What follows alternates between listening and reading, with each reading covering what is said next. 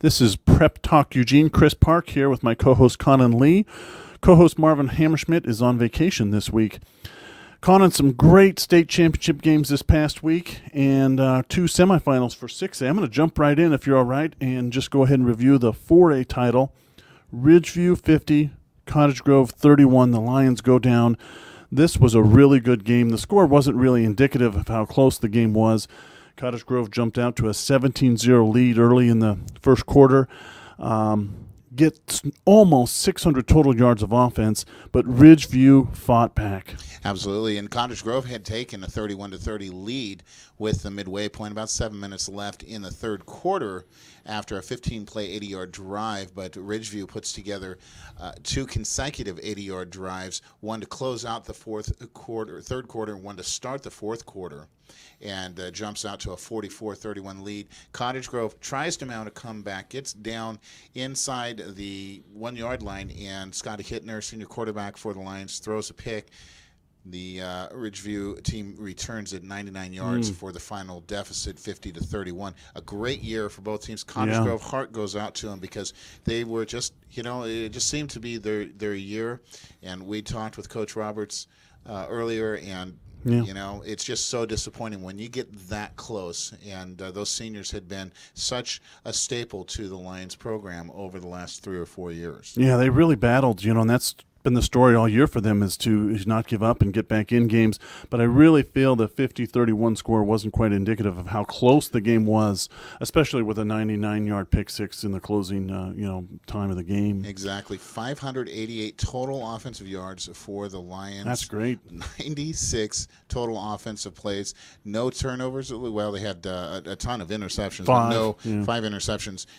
So a lot of turnovers, but no fumbles, I was going to say. Yeah. Scotty Hittner, just imagine any one of those plays sets the tone early, and Cottage Grove just kept rebounding after turnover and would put together another score, jumped out to a lead and just couldn't hold it. Really great season for Cottage Grove overall, their first ever state title appearance, and they come up just a little short. Congratulations to the Lions, though. We look forward to following them and Coach Gary Roberts again next season. Let's talk a little bit about 5A. I think there was a pretty close game in 5A, wasn't there, Conan? Well, they said it couldn't be done. Yeah, West Albany couldn't be done. 21, Sherwood 20. You've got a few thoughts about that game. That one came down to the very end. I want to say that I really felt that the West Albany had the chance going into this, and not too many people out there outside of Albany really gave them a chance. I think the Mid-Willamette League, having seen West Albany improve through the year, had a good feeling. Teams like Dallas and Corvallis and Silverton.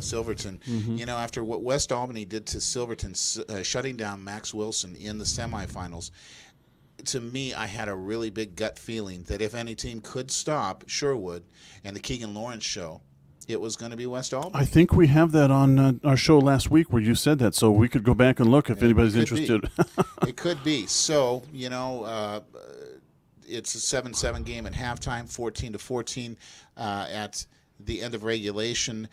West Albany comes up with a big turnover inside the red zone, stripping Keegan Lawrence as Sherwood was driving down for what could have been a potential game-winning field goal or maybe a game-winning score. They force overtime. And the irony that we talked about Sherwood and their special extra point efforts in our roundtable discussion last week, 2 weeks ago maybe. 2 weeks ago. And it comes down to a blocked extra point.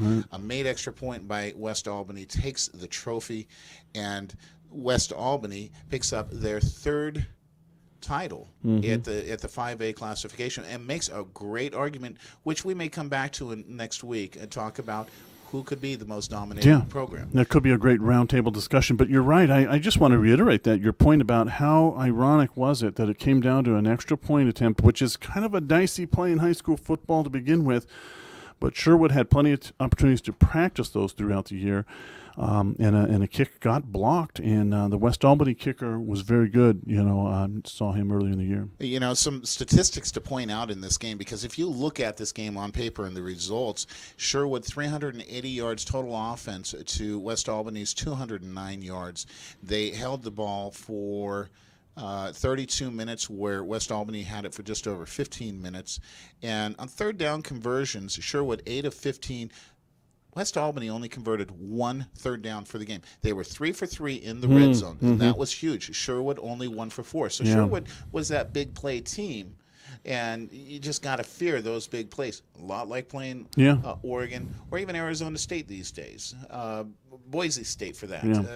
The big play kills you from outside, and it's the short drives that we're going to talk about when we get up to the 6A level. But just looking at this on paper, it's mind-blowing to see that West Albany actually came out ahead. It's almost like the stats need to be a little more precise. I'd be willing to bet that there was a third down conversion in the red zone that West Albany got maybe 1 or 2 or 3 of those. So those are the key things. You got to look at the drive chart, but somehow there was a key stop in the red zone. But congrats to West Albany. Great game, 21-20 in overtime. Defeated Sherwood. Let's talk about some of the 6A semifinals. Central Catholic 83, Tigard 49. What's more surprising, Central Catholic scoring 83 on a really good Tigard defense, or West Albany beating Sherwood? That's a question we posed to Nick Krupke, who's going to be on our show later on an interview. But boy, Central Catholic really dominated that game. I'm going to think that it's Central Catholic. It's going to be tougher for Central Catholic to put up 83 points on Tigard against the Tigers, because we'd seen Sherwood go undefeated and pretty much be expected to walk through the finals. That happened just a couple of years ago against Mountain View. Yeah, Mountain View steps up and beats them 14-13. Second time around again in the season. As we said before, it's so difficult to beat a team twice in one season, especially when you get down to the semifinals or the finals. But Central Catholic, 83 That's points. amazing. And as Nick Krupke describes, this was a game that was really a 21-point game in the third quarter. Central Catholic did not have the opportunity to just say, well, let's let up on the gas. Yeah, absolutely. So we will have Nick Krupke later on in our show. He's at KPTV, Fox 12 in Portland. He's got some of his thoughts on those games. Also, he's got some thoughts on Jesuit 35, Canby 17. This was an interesting game. The score was a little closer than the game was closer than the score implies. It was only 14-10 there early in the start of the fourth quarter. But Jesuit's defense held Canby rushing to only 95 yards, so that was impressive. Jesuit ends up winning now. They got a tall task in Central Catholic. Can they do it again? Well, this was a Canby team that came into the semifinals having put up 395 yards on the ground at Sheldon, the defending state champions. They rushed the ball. They carried the ball 72 yards, never threw the ball once in their quarterfinal matchup. And Jesuit, with Ken Potter leading the reins for that Jesuit program, they're just so disciplined, and they study their opponent, and they've got a lot of Division I prospects at the line of scrimmage where they really need it. And they know how to be disciplined enough, a lot like Marshfield in the 1990s. They stay in their lanes. They stay to their assignments. Jesuit is just such a great program. That's what makes them, stand above the rest. It's why they continue to be back in the semifinals and the finals almost every year. Yeah, and you'll see in the interview with Ken Potter coming up shortly, he talks about how young they were to start the year. And they start, 7 or 8, I think it is, sophomores, and their 2 losses are to Central Catholic, very good team, hasn't lost this year, and their second loss, Jesuit, Camas, the Papermakers, undefeated in the 4-H state championship in Washington, a really great team. Jesuit had put up 21 points in the fourth quarter. This game was not really as much of a blowout as the final score would indicate. They didn't score their final touchdown until 4 minutes left. In fact, they had 2 touchdowns between the 6-minute mark and the 4-minute mark to really separate. It was 21-10 the game. To that point, they jumped out ahead 35-10, and then Canby had a late score with about 3.5 minutes left, a 69-yard pass, only a 3-play drive. This was this is kind of a shocker. I thought that Canby was going to be a little bit more dangerous on the ground against Jesuit. I think Jesuit has improved since the middle of the season, the start of the season. So we'll talk more about the preview of that final game coming up here shortly. Right now, let's go ahead and take a break. We'll go straight into our interview with Central Catholic head coach Steve Pyne. This is Prep Talk Eugene, and we'll be right back after that interview with Steve Pyne. This is Prep Talk Eugene. Chris Park here. I'm speaking with Central Catholic head football coach Steve Pyne this morning. Coach Pyne, thank you very much for taking the time to speak with us here on Prep Talk Eugene. Oh, my pleasure. Thanks for having me. Well, first off, let's go ahead and just, if you could, for our listeners, give us a little bit of background about your coaching, a little bit, just a quick summary. How long you've been at Central Catholic, maybe some of the other schools you were coached at, or where you went to school yourself. Just a quick background for our listeners. Yeah, I graduated from David Douglas in 1987 and then went to Western Oregon. Played a year at Western Oregon under Duke Iverson, and then I started coaching my sophomore year of college at David Douglas. I was making 140-mile-a-day round trip to coach at my old high school. Did that for 2 years, and then I went on to Corvallis High School and coached with Gary Beck down there for a few years, and then moved to Idaho and coached at Emmett High School, which is just outside of Boise. Came back to David Douglas for 4 years and was taught English and coached football and softball there, and then became the head coach at Wilson High School in 1999 and was there for 4 years. And this is my 11th year at Central Catholic, so that's kind of my journey as a coach. Well, thank you for that background. Let's talk about the game last week. 83-49 win over Tigard. Your team really lit it up, played great. Can you just kind of, in a nutshell, talk a little bit about that game? You don't want to spend too much time because you got a big one coming up, but it really went for the Rams' favor, didn't it? It did. We played probably as well as we could have on offense, and and our defensive effort really isn't indicative of the score we gave up. I mean, they're a phenomenal team, and we created 5 turnovers, and I think that was obviously the difference in the game. And I made a comment to our offensive coordinator about midway through the third quarter. I felt like we were playing a video game. It was like no one could stop the other team, and it was just trading scores back and forth. And it was a lot of fun, and it was really a clean football game. And Tigers got a great program, and Coach Rucker does a phenomenal job. Okay, 2 quick, hard-hitting questions here. Do you think that was the best game of the year for your team? And what was more surprising, the fact you scored 83 or you had 2 running backs over 300 yards each? I don't know. I would say it's probably the best offensive game we played all year. I don't think it was the best defensive game we played.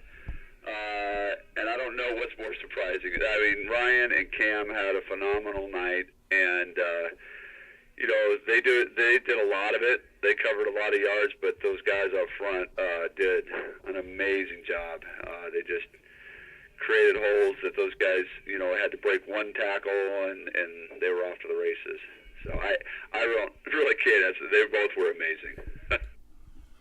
Well, let me ask you this here. You've got some really talented football players on your team, numerous kids. Who do you think the most valuable player of your team is, and who's the best football player of your team? And then finally, the best college prospect. There's a possibility it could be the same person or it could be 3 different ones. Well, I don't know. The best football player on our team, boy, that's tough. It might be a guy like Tyson Cooper. He's one of our inside linebackers, and he's backup tailback. But he's just one of those kids that just is always in the right place at the right time and making plays. The best college prospect is probably a toss-up between Ryan Nall and Cam Scarlett. I think those 2 guys are impactful type kids at the college level. And our MVP, I think, honestly, it's probably Aiden Wilder, our quarterback, because he has, played very well, but what that kid has done is he's put everybody else ahead of himself and his stats, and he's been okay with turning and handing the ball off and hasn't complained a bit. He's all about the team, and I think when you have a quarterback that's what his drive is, it's about everybody else. To me, that just permeates the entire team, and that because of that, I think Aiden's probably our most valuable player. Well, let's get a few more questions here before we let you go. We're talking with Steve Pyne. He's the head football coach at the Central Catholic Rams. This is Chris Park on Prep Talk Eugene. Coach Pyne, can you tell us a little bit about Jesuit this week? The game probably will be a little bit lower scoring than your semifinal game against Tigard last week. Possibly, yes. Jesuit, obviously a great program, and Coach Potter, I have a ton of respect for him and what they do over there. They are very similar to Tigard in terms of the types of sets they run, double tight end, eye back. They want to run the ball first, play action to try to get big plays and keep the chains moving. They're very physical on the offensive line. Defensively, they run around. They've got some really good kids in Henry Mondu and Christian Martinick and Trevor Warner and the Morrison kids. So they've got talent everywhere. So we certainly have our work cut out for us, and we need to play better than we did the first time we played them if we're going to have a chance to win. What's it like to play a team a second time, especially after the results of the 5A state championship? That conversation might come up with your kids this week. Yeah, absolutely. I think that our kids need to be grounded in their preparation. This is our first time in a finals in 60 years. Jesuit's a little more accustomed to it than we are, and therefore I think the advantage in terms of that stuff goes to them. Obviously, we beat them the first time around this year, so they probably have a little extra motivation there. But we will.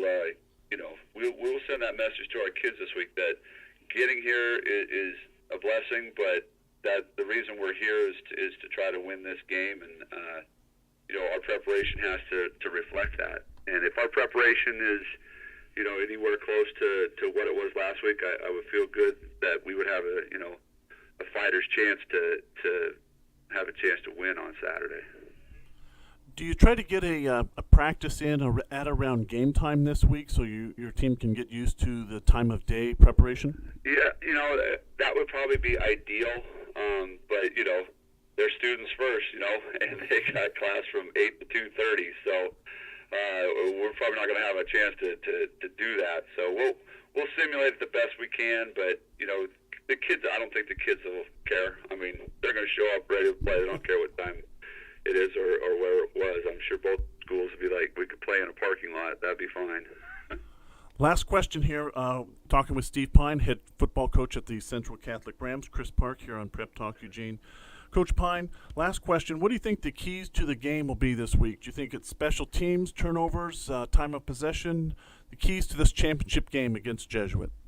Well, again, I think it'll boil down to, just like last week, the team that makes the fewest mistakes, protects the football, it has the ability to move the chains and possess the ball. We talk about possessions, not time of possession. To me, time of possession is overrated. It's quality of possession. What are you doing when you have the ball?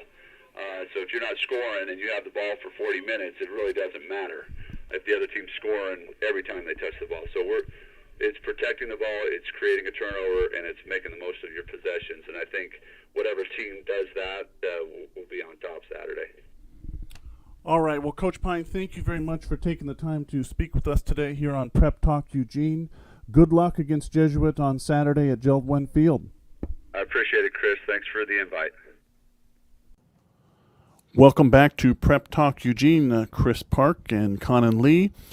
That was a nice interview we had with Central Catholic coach Steve Pyne. I really enjoyed his answer there about who his best football player, most valuable player, and best college prospect were. Great answer there by Coach Pyne. Appreciate him being on our show. Let's go ahead and review the other state championship games in 3A. Cascade Christian 41, Nissa 6. Cascade Christian has only 2 losses on the whole year. They're the state champions at 3A. We had Coach John Getman on last week. Congratulations to the challengers. They pretty much led start to finish, didn't they, Conan? Well, that's right. Cascade Christian went up 27-0 before Nissa was able to finally put some points on the board on the second play of the fourth quarter.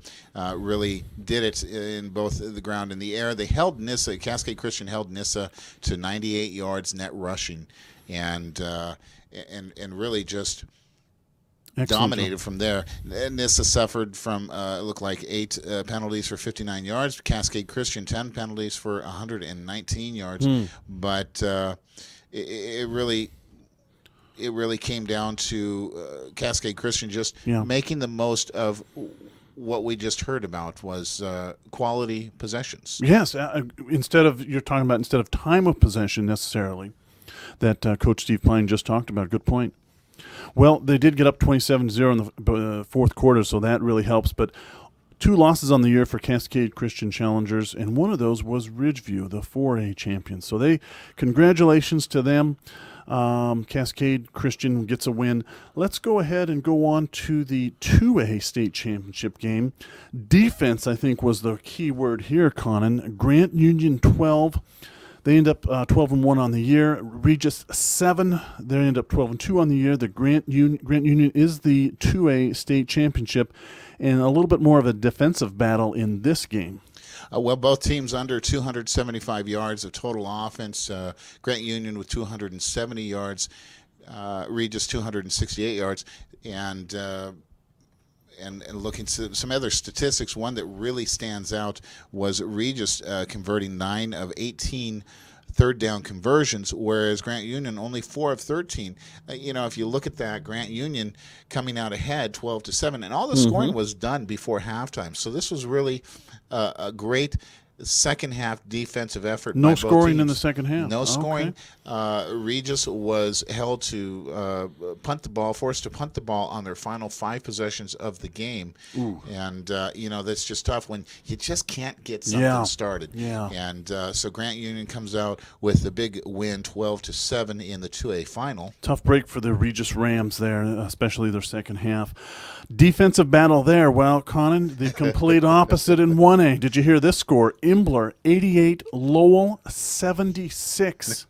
This is the funny part is it would be 38-32 at the end of the first quarter. Yeah. The end of one quarter, 38-32. Isn't that now something? that is more than the final score of the 3A, the 2A. Let's see, and the 5A. Even the 6A semifinal didn't have that much scoring going on. That's one quarter of play. Yeah, but that's typical 8-man football, though. They're really putting out the points there. Lowell ended up setting the national record for most points in a season. 900, I think it was, something. I can't remember, but congratulations to them for that. But unfortunately, the Red Devils didn't get the win. This was a very good game, back and forth. If you look at the statistics, each team basically alternated possessions. There was a kid for Imbler, Joe Griffin, scored 9 touchdowns. And Joe Griffin really was the unsung hero. Yep. Lowell had come back to make it a 4-point game, 80-76. That sounds like basketball season. Yeah, it could be. But Lowell had a 13-play, 91-yard drive that took up 4 minutes. And with 4 minutes left in the fourth quarter, it was 80-76. It was a one-possession game. Imbler comes back and one play, 53 yards. Joe Griffin, as you mentioned, 53-yard run. Yeah. And that's the final score, 88-76, and Imbler comes out on top with the 1A championship. I did have a chance to talk to Coach Pat Todd, did a write-up for the Springfield Times. Great season for Lowell, first ever state championship appearance. Wonderful year for them. Coach Todd is very happy for his team and his players. Great year. Both teams in this game scored 11 touchdowns. It came down to the 2-point conversions. Yeah, and here's another stat that kind of it's just incredible. 789 yards of total offense for Lowell, and they lost. And can you believe that? That's almost 800 yards of offense. 800 yards total offense. Imbler, on the other hand, 556 yards, most of it on the ground, 389 yards. They did have 167 yards on 7 of 12 passing, and there were they no had 5 punts in this game by either punts. team. Not a whole lot of defense, and but that's 8-man football. I think the loneliest job being on an 8-man football team is being the long snapper for the punting team, and then the short snapper for PATs because they always go for 2. So, but congratulations to Lowell. Came up a little short. Their only loss of the year to the state champions. They'll look back at this and say it was a great, successful season. Congratulations to all the state champions. Let's go ahead and go straight into our interview with Jesuit coach Ken Potter. This is Prep Talk Eugene. We'll be right back after that interview with Ken Potter. This is Chris Park at Prep Talk Eugene. On this phone here this morning, I have Ken Potter. He's the head football coach for the Jesuit Crusaders. Coach Potter, thank you very much for taking the time to speak with us this morning. Chris, thank you for having me First of all, can you just give us a little bit of background about your coaching experience, just a real quick summary for some of our listeners down here in Eugene? Well, I played football at OIT for Don Reed, and then after that, I spent a year helping out at Central High School a long time ago. Then got my degree, and I coached 1 year at Aloha High School, 4 years at Tigard High School, and then the last 27 years I've been the head coach at Jesuit High School. Wow, just getting started at Jesuit, it sounds like then. Yeah, it's just beginning. Well, congratulations on the semifinal win last week over Canby, 35-17. Kind of a closer game than the score indicated, wouldn't you say, at least at the start of the fourth quarter there. Can you maybe give our listeners a little bit of review of the Canby game last week? We pretty much dominated the game except on the scoreboard, and that's kind of the most important part. We did a real good job defensively in that they didn't get a whole lot of yardage, and they got an early touchdown, jumped ahead 7-0, and we came back right down and scored and tied it. And we moved the ball pretty well, but again, as you know from Canby, they do a good job of control, and we didn't score a lot of points, but we started to pull the game out there toward the second half. Now, your team only has 2 losses this year, to Central Catholic, 45-31, and to also a very good Camas team who's in the state title there for Washington. Both teams are in the state championship for your losses. Do you think the early season games that your team learned from those losses, and if so, what kind of things do you think you'll learn from those losses?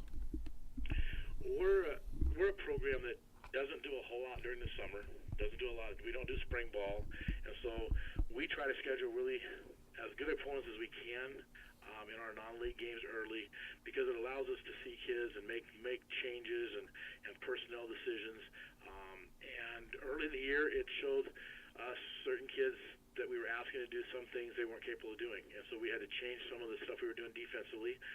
Offensively, we've had a little adjustments in what we were doing too, and so it's always good to play very good opponents early, again, so that you can make those adjustments, and hopefully later on in the year when you're getting down to the playoffs that you have the kids in the right position so they have a chance to make successful plays. What areas do you think your team has improved the most on so far this year from week 1? Well, from week 1, we start 7 sophomores, and so they've had a full year under their belt, and so I think that's the experience of playing football has really helped them. Our quarterback's a sophomore. I think he's throwing the ball much more accurately and making much better decisions after 14 games than he was in game 1. Our offensive line was completely new this year. There was no returning starters from a year ago, and so now their communication is a lot better than it was in the first week. And those are the main things. We've lost a couple of players, 2-way starters. We lost a young man named Ben Jarrett really early in the season, who was our starting defensive end and one of our starting linemen. And then in about week 7, I think, or 8, I can't remember exactly the week, but Joey Alfieri, who is considered maybe one of the best, or the best football player in the state, is going to Stanford. We lost him to a broken leg, and so that's been tough. But the kids have made the adjustments and have done real well since those injuries. Well, I'm going to ask you a tough question here, Coach Potter. This is, I'll give you a moment to think about this. You've got some great athletes on your team. So I'd like you to, if you could, just off the top of your head here, everybody realizes just off the top of your head, who is the most valuable player of your team? Who is your best football player? And who's your top college prospect? That could be 3 different people. It could be the same person. Let me reset the table while you think about it for a second. This is Prep Talk Eugene. Chris Park here. I'm speaking with Ken Potter as the head football coach for the Jesuit Crusaders. It's a tough... Well, that's a really tough question. Before Joey Alfieri got hurt, I would put him in there in the category for most of those. Christian Martinick is our defensive end and starting tight end, and he's very instrumental in how our defense goes and is a tremendous athlete on the opposite side of the ball. So he would be in those categories. The other kid is Henry Mondu, who just verbally committed to University of Oregon, and he plays a tight end for us and plays a linebacker. Very emotional leader. So So I'd have to put those two guys in that category, and I'm not sure I could pick one or the other, but those are two of our leaders, best players, most athletic guys on the field. Well, it's a tough question because you've got some great kids, and using the words MVP, best, and top for three different instances makes that difficult. Thank you for that answer, though. Let's talk a little bit about Central Catholic. If you could maybe just give a little bit of a review for our listeners about what to expect coming up for the state championship game this Saturday. Well, we're just going to try to see if we can't slow them down just a little bit. I mean, last week, 83 points in a semifinal game, two running backs. One goes for like 350, the other one goes for like 320. Both their running backs are Division I kids. The one young man's going to Oregon State, and the other one's only a junior, so he'll be going someplace big time a year from now. They spread the field, and even with a spread offense, I think their first option is running, and they do run the ball extremely well. They have a quarterback who started as a freshman. He's a fourth-year starter now, and you know what that means for a team that no huddles and calls plays and line of scrimmage and that kind of stuff. You have 4 years of experience, so he gets them into the right plays and does some great things, and he can hurt you with his arm or his leg. So in the backfield they have, and he's going to Portland State University on a full ride. So they have three, Division I kids that are starting in their backfield. They probably have another 3 or 4 on the line. Well, they have the one kid on the line that's going to, I think he's going to Cal, but I can't remember exactly. But they have one of their linemen that plays both ways that's going to another Division I. So they probably have anywhere from 5 to 6 to 7 kids that are Division I football players that are playing for them, and that makes it really, really tough. But they'll spread the field. They'll take advantage of what you do defensively, and they get you a lot of one-on-one tackles. And when you have Division I running backs with high school kids trying to make tackles, sometimes that can be real difficult. Defensively, they're a very aggressive team. They will make it tough on us. We hope that we can make first downs and score a few points and to see if we can't keep this game close. What kind of preparation do you do this week, or talk to your team about this week, when you play a team you've already faced in the year, win or lose, previously in the season? There's kind of an interesting dynamic to play a team again. It's probably normal for athletes, high school athletes, to think of individual matchups, to look forward to that perhaps, but just talk a little bit about the preparation this week when you play a team again. Well, this week's preparation is we don't want to change our preparation from what we've done all year. But yet, it is different because it's your last game. I mean, win or lose, it's the last game of the year. So we talked about yesterday about being real focused, knowing our assignments. The last time we played them, we had chances in the game, and again, because of their ability, we'd sometimes not do the correct read and put us in a tough situation.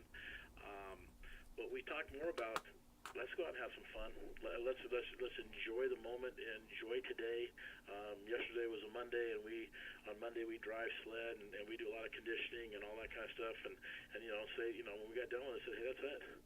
For you seniors, that's the last Monday you're to do this. And so anyway, it's more about us just trying to take care of what we do and not to worry about who our opponent is, because we have no control over that.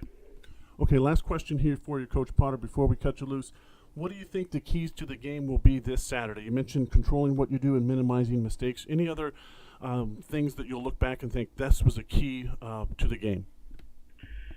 Well, the history of me is my dad was a high school football coach for 40-plus years. And so I grew up in a household where we talked football a lot. And even though it was a long time ago when my dad was coaching and I was playing all that kind of stuff, it still comes down, and I to this day, my dad would say, if you tackle well and you block well, you have a very good chance of winning. And that's what it's going to come down to. We have to tackle well, and we have to block well, stay in our blocks, and then we have a chance of winning. Excellent. Thank you, Coach Potter. This is Chris Park on Prep Talk Eugene. We've been speaking with Ken Potter, the head football coach at Jesuit. Good luck to your team on Saturday against Central Catholic. Chris, thank you for having me on, and I really appreciate it.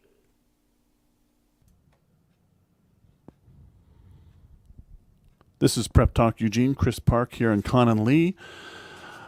Nice interview there with Ken Potter of Jesuit. Conan, real good review of what's coming up with the title game, giving us a little bit of preview. Round 2, Jesuit versus Central Catholic.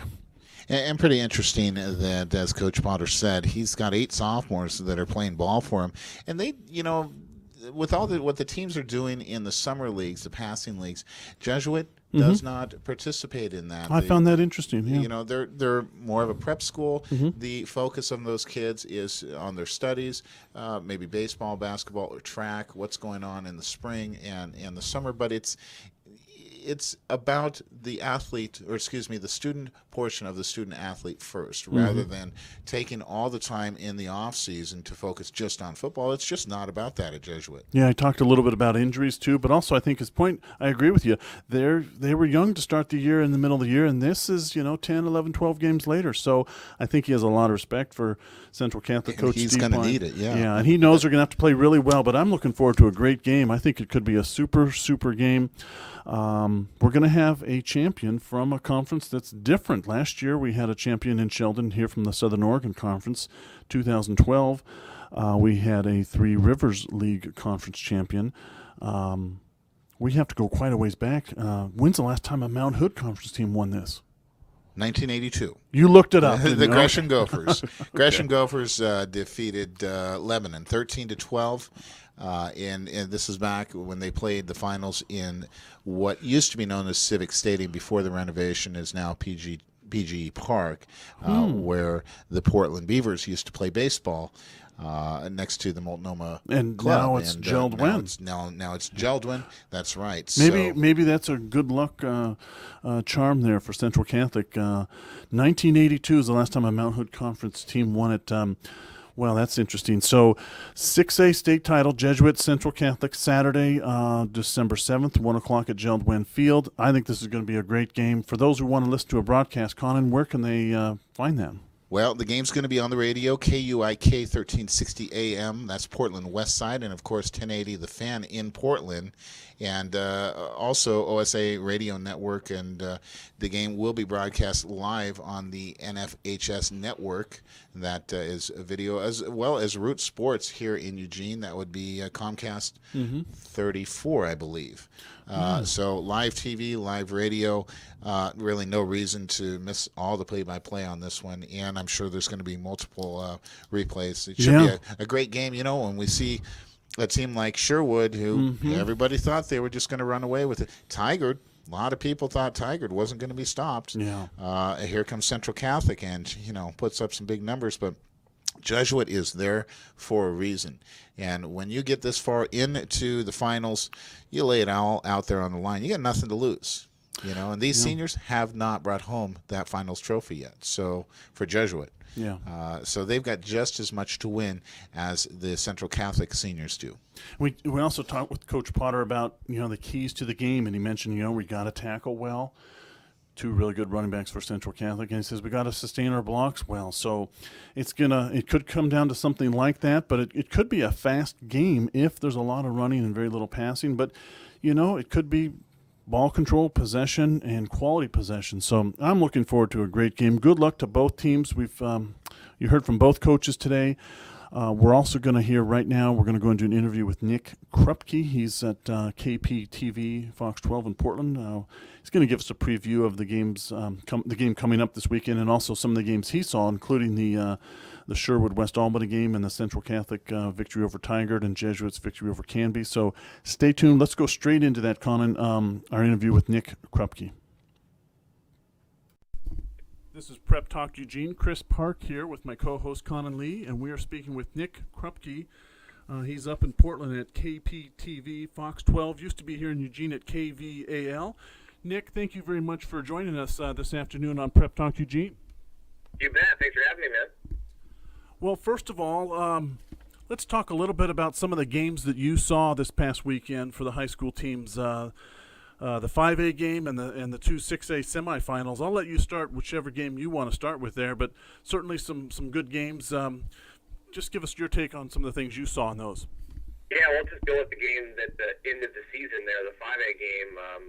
We were at it's always fun for the OSAA to schedule things against each other. So we had the Central Catholic Tiger game at Geldwin Field at 4, and then the 5A game at Hillsboro 5:30. So, and then of course, Central Catholic put up 83 points, so that was a long football game.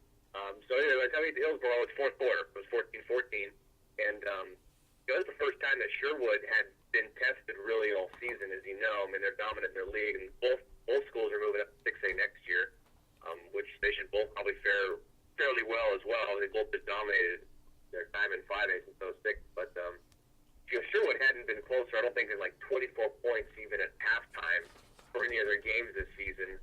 So for West Albany to kind of stand stout and really win a lot of battles on the line, offensively and defensively, to be in that game was awesome, phenomenal.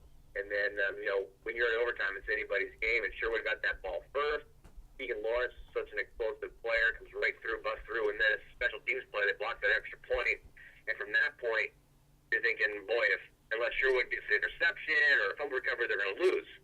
And that's what happened. West feeds Lacoste, and he hasn't been able to be stopped by anybody in his time there as a senior now. And he scores the kick point, and they win. And that's good for the Bulldogs. Randy Nyquist, I don't know if you guys ever met him, but he's a good dude to deal with. And they hadn't won it since going back to back. I think it was like 07 and 08. I think it's the last time they did it. So. Yeah, we have a Eugene connection there with Churchill coach Daryl Mell's son runs the defense there for West Albany, I believe. Yeah, well, they've done a great job all year long. People thought 5A is one of those tougher classifications to kind of figure out how good are these teams really. When you put them up, if these teams are moving up to 6A, which they are, how good can they compare? But those two are the best in the state 5A this year, and they prove it. And yeah, I think West Albany kind of won a style of game that they wanted to play. And Con's got a follow-up question related to that last thought you had. Well, let's go back to, as you said, Sherwood. Looking at the stats for this, Nick, Sherwood really just dominated, particularly on third down conversions. They were 8 of 15, whereas West Albany only completed 1 third down for the game, is what the statistics show. No fourth down. Sherwood was 3 of 4 on fourth downs, and they had twice the amount on time of possession. So, really, it wasn't really a matter of turnovers. It sounds to me like it was a defensive stop a lot of times. Yeah, I know that they had a goal line stop, right off the bat in that first quarter. They held up. They held the Bowman scoreless and made turnover on downs in that first quarter. I know, listening on the radio. So yeah, but it takes, How do you look at a game like that on paper if you didn't see it? And it's just absolutely shocking to see that West Albany came out ahead, which, for the record, I think if we go back to last week's show, somebody here, yours truly, might have said, I think West Albany has a chance of pulling this one out. So. Yeah, not a lot of people gave him a lot of hope, but those guys certainly believed. And, Randy is a great motivator and keeping those guys into it. And they had a lot of seniors, led by Lacoste. And, man, they're good. They won, but now they move up. So, again, we'll see how good that program can continue to be in 6A, which, 6A's got some dominant programs, but then again, there's a big drop-off as well, just like any other classification in any other league as well. Okay, so we did a little bit of research, and going back to 2006, at the inception of the 6 different classifications here, West Albany and Sherwood have been in their leagues, respectively, the Mid-Willamette and the Northwest Oregon League, all of the years. So West Albany has won 88 out of 101 of their games. Sherwood has won 89 out of 100. And, if you could pick, who do you think is the more dominant team during that time? Well, I guess if you go by titles, they're both about the same, right? West Albany got 3, and Sherwood got 3, or did they get 4? Sherwood got 3. Yeah, so it's right down the middle. I think that there was only 1 year where neither one of the teams were in that title game. Is that correct? Yeah. I want to say it was like 09. Yeah, and I think you're right. Conan corrects me. Sherwood got 2 titles. I thought they won like 3 of the last 5. Nope, they had 2. They were in the last 2 out of the last 4. Okay. And they won 2. West Albany had actually been in 3 of 5 of them. So you got Hillsboro and Thurston in there for one of them. Yeah, well, West Albany was in 4 of them because they won 3. And remember that the first year they had it at Austin Stadium, they lost Corvallis that triple overtime game. Right. So. All right, well, Prep Talk Eugene, Chris Park, Conan Lee here with Nick Krupke. He's up in Portland at the KPTV. Here's a Dan Patrick-like question here for you, Nick. What were you more surprised by this weekend? Central Catholic scoring 83 points on a very good Tiger defense, or Sherwood losing to West Albany? Central Catholic putting up 83. Yeah, that was quite At impressive. the same time that they give up almost 700 yards, the Tigers put up 43 points themselves and like 668 yards of offense themselves. And Tigers was another team in 6A that wasn't even challenged at all this season by anybody non-conference or in their league, in the Pacific League. Just phenomenal. And to watch that game, Ryan Nall, one of the big running backs there, he's going to Oregon State. He committed there. Scarlett's up in the air. Bees are looking at him. Ducks looking at him. I know Cal's looking at him. He's a D1 kid, too. They had just so many long touchdown runs. They had 7 touchdowns on the first snap of a drive. Just demoralizing stuff. And we're talking about short fields under them. And they were going 96, 89, 80, 50 yards plus. For the two of those guys have 9 rushing touchdowns combined, 10 total touchdowns a game, and all had a reception as well. I don't know how in the world Jesuit hangs with those guys because Jesuit had they're decent, but they're run first. Chase Morrison ran, I think, 44 times, only threw it maybe 5 or 6 times in the game. That's right. I don't know how they have a track meet with Central Catholic. They don't have Alfieri still. He's been out the last couple of months. That broken leg is going to Stanford, so. I think Central Catholic runs away with it, and they're phenomenal. But that was the biggest surprise to me. To go be in the largest classification in the state up against another unbeaten team, and you score 83 points. Yeah, I think a few people might have said, I think West Albany can beat Sherwood. Not very many, but a few did. But I can't imagine anybody saying Central Catholic's going to put 83 on Tiger. Even you would think at that point, like once you would get up to like the 60s, they'd let off the gas a little bit. But Tiger kept scoring too. And it was like a 21-point game in the third quarter, so they're not going to call the dogs off. They kept rolling, man, and they weren't throwing it. Like I said, they were running it. But when you get a 80-yard touchdown, what do you do as a coach? You can't take a knee for the fourth quarter. So Have you ever been around a game where you saw 2 running backs eclipse 330 yards apiece? I don't think so. I saw it on Saturday. I mean, they were never stopped. They never tackled in the backfield. I mean, they're so much bigger than seemingly everybody else on the field. They blow right through anybody anyway, and they get to the edge. They find a little hole, little crease in the story. So let's talk about the game this coming up weekend. We've got Jesuit and Central Catholic. Jesuit has lost to Central Catholic already this year, and also lost to a really good Camas team who's in the playoffs for 4A in Washington. What do you think is more difficult, Nick, preparing your team to play a team you already beat earlier in the season, or preparing your team to play a team you already lost to earlier in the season? I think for Jesuit, they could probably get up more for it because they played, and they didn't lose by, 45, 31, something like that. I mean, it wasn't a complete blowout when they played early in the year, but the way Central Catholic is steamrolling everybody they're playing, so I guess it would be more difficult. How'd you phrase that question again? Is it more difficult to prepare your team to play somebody you already beat, i.e. Central Catholic has more of a challenge? Yeah, probably. I'll pick that one. Yeah. But not really. But if I had to pick one, yeah, probably. Yeah. Central Catholic, these guys they hadn't won a title since the mid-50s when they went back-to-back, early 50s, so I think those kids are certainly motivated. Don't forget they had Mike Tyson talk to them earlier in the season, too, so they got that in their back pocket. But, and their quarterback, too, we talked about the running back, but quarterback, Aiden Wilder, he's going to Portland State. That Connor Humphreys, on defense, he's going to Arizona State. I mean, they've got that much Division I talent. I don't see how you get stopped. And Jesuit's good. They're on their first title game in over 3 years. Have been stuffed out in the semis, but thanks, the Rams are just head and shoulders above everybody else. So we saw Canby run 72 offensive plays at Sheldon, all of them rushing, and 395 yards on the ground, and so you got a Jesuit team that was able to shut them down on the ground really, and then put up a lot of points. Yeah. I got to wonder if there's any one team that has a chance against Central Catholic. This is a great matchup. I can see where the numbers point to that, but I really just don't think that those guys have the size to stop either one of those guys, Cameron or Ryan. Canby was a neat story. They were 7-5 they suffered, that big injury to Bodine midway through the season. Bill Kylo's a nice running back. Cole Thompson, who made a big touchdown, the eventual game winner, down at Sheldon is nice as well. But I don't think it'll be within 3 touchdowns. To be honest with you. Well, one more question here for you, Nick, and we'll cut you loose. This is Prep Talk Eugene, Chris Park, and Conan Lee, and we're speaking with Nick Krupke. He's at KPTV, Fox 12 in Portland. Used to be here in Eugene at KVAL. Thank you again, Nick. Last question here.